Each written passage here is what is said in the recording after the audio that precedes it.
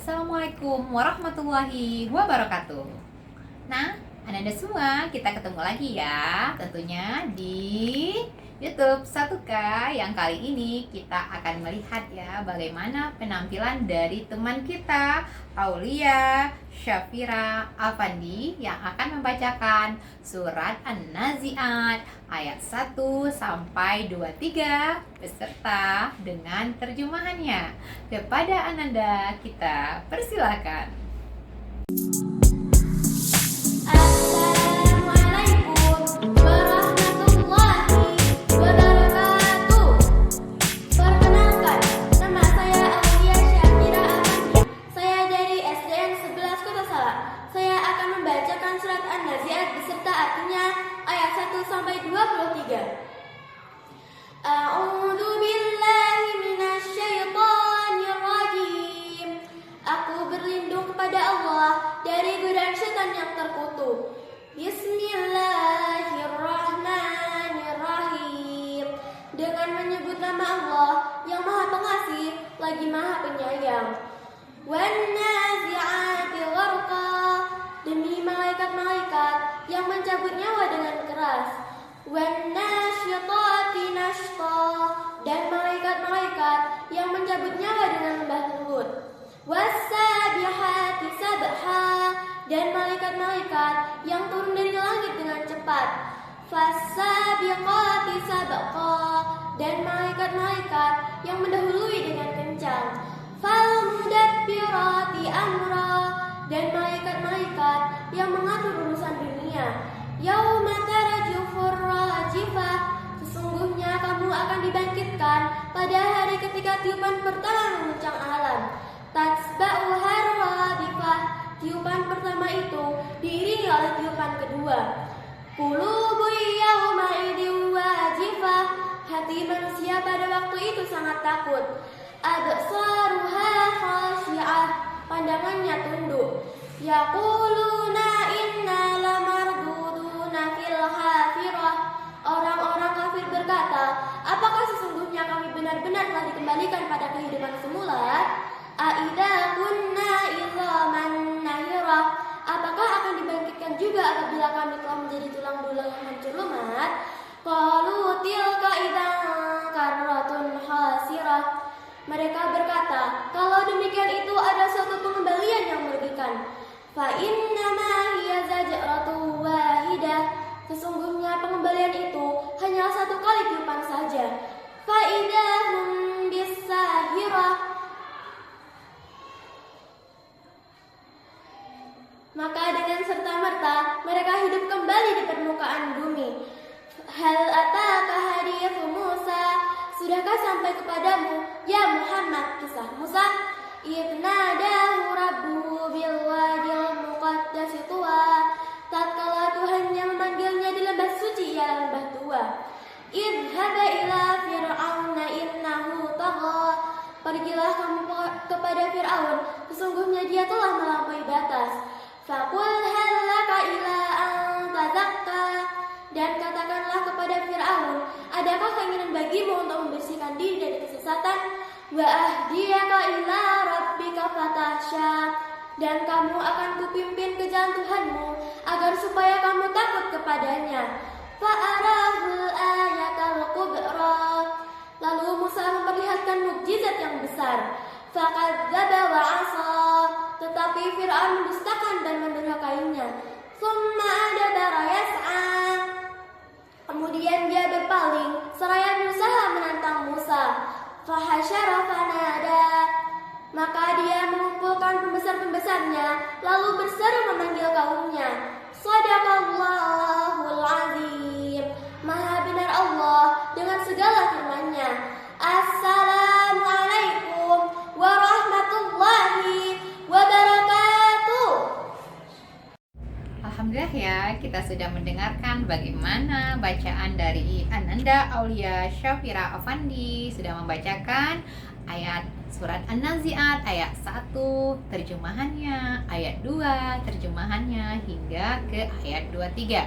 Mudah-mudahan apa yang telah dibacakan dan telah dihafal oleh Ananda kita ini akan menjadi kekuatan iman, akan semakin membuat Ananda semakin soleha. Dan tentunya dengan hafalan ini banyak sekali loh yang bisa kita dapatkan manfaat dari seorang anak yang bisa menjadi penghafal Al-Quran. Yuk kita lihat ya, apa saja sih manfaatnya. Secara umum, dengan menjadi penghafal Al-Quran, maka kita akan mendapatkan kemuliaan, derajat yang tinggi, dan syafaat serta pahala yang berlipat ganda. Tentu kita semua tahu ya, setiap ayat dalam Al-Quran itu, maka yang kita bacakan itu akan ada nilai pahalanya. Yuk, kita sebelumnya sudah kita sampaikan apa saja sih manfaat dari sisi dunia dari video sebelumnya. Nah, kita coba ya uraikan apa saja sih manfaatnya bagi seorang penghafal Al-Quran dari sisi akhirat. Oke, kita coba lihat ya apa saja sih kemuliaan di akhirat nanti bagi penghafal Al-Quran. Yang pertama, derajat tinggi di surga. Penghafal Al-Quran akan mendapatkan derajat yang tinggi sesuai dengan hafalannya. Yuk, Anda semua, semakin derajatnya kita mau tinggi, maka semakin kita tingkatkan hafalan Al-Qurannya. Kalau hari ini kita hafalnya baru surat An-Nazi'at ayat 1-23 dan terjemahannya, yuk tingkatkan lagi, tambah ayat ke-24, 25 hingga selesai surat An-Nazi'at. Nah, jika sudah surat An-Nazi'at, kita lanjutkan lagi dengan surat-surat setelahnya sehingga hafalan kita terus meningkat. Kenapa? Karena penghafal Al-Quran akan ditinggikan derajatnya sesuai dengan hafalannya. Semakin banyak hafal, insya Allah derajatnya di akhirat akan semakin tinggi. Mudah-mudahan kita berkumpul dengan Rasulullah Shallallahu Alaihi Wasallam.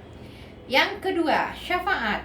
Al-Quran akan menjadi penolong bagi penghafal Al-Quran di akhirat nanti. Akan ada syafaat ya, selain nanti syafaat yang kita dapatkan dari baginda Nabi Muhammad SAW.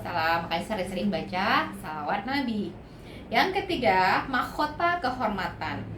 Penghafal Al-Quran akan diberikan mahkota kehormatan dari Allah Subhanahu wa Ta'ala. Jadi langsung Allah ya memberikan mahkota kehormatan.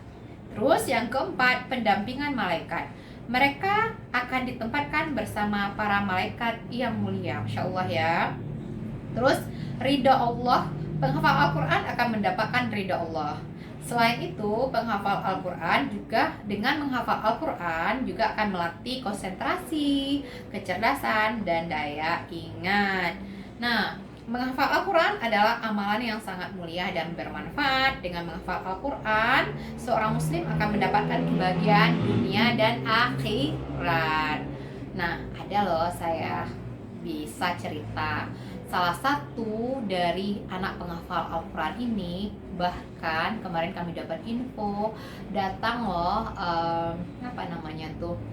dari Arab langsung mentes anak tersebut. Terus dia diundang untuk pergi bisa kuliah di Timur Tengah. Itu kan luar biasa sekali ya. Itu salah satu dari begitu banyak keutamaan penghafal Al-Quran. Bahkan dengan menghafal Al-Quran itu bisa loh kita mendapatkan prestasi melalui jalur tersebut. Kita bisa masuk ke universitas terkemuka.